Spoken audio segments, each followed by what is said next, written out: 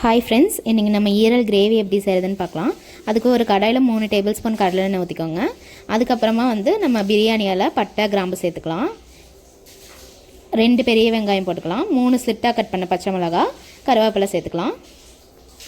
ஒரு 2 table spoon இஞ்சி பூண்டு பேஸ்ட் சேர்த்துக்கோங்க.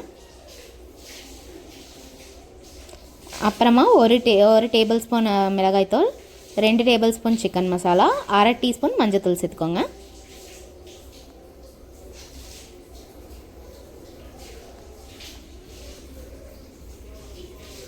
இதை நம்ம நல்லா மிக்ஸ் பண்ணி விட்டுக்கலாம்.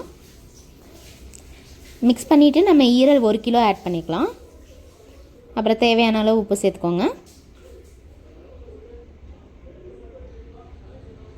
கசகசா 1 டேபிள் ஸ்பூன் போட்டுக்கலாம். சோம்புத்தூள் 1 டேபிள் ஸ்பூன் போட்டுக்கலாம். இதையும் நல்லா மிக்ஸ் பண்ணி விட்டுக்கோங்க. அப்புறமா பெப்பர் உங்களுக்கு தேவையான அளவு நிறையவே போட்டுக்கோங்க, அப்போ தான் நல்லாயிருக்கும். தண்ணி நான் 1 டம்ளர் ஆட் பண்ணியிருக்கேன். உங்களுக்கு வேணுங்கிற அளவு ஆட் பண்ணிக்கோங்க. கிரேவி இன்னும் கொஞ்சம் அதிகமாக வேணும் அப்படின்னா இன்னும் நிறைய தண்ணி ஆட் பண்ணிக்கோங்க. கஸ்தூரி மெத்தி நான் ஆட் பண்ணியிருக்கேன். உங்கள்கிட்ட கஸ்தூரி மெத்தி இல்லைன்னா கொத்தமல்லி ஆட் பண்ணிக்கோங்க. இதெல்லாம் மூடி வச்சு ஒரு 1/4 மணி நேரம் கழித்து இறக்குனீங்கன்னா சுவையான ஈரல் கிரேவி ரெடி. பை.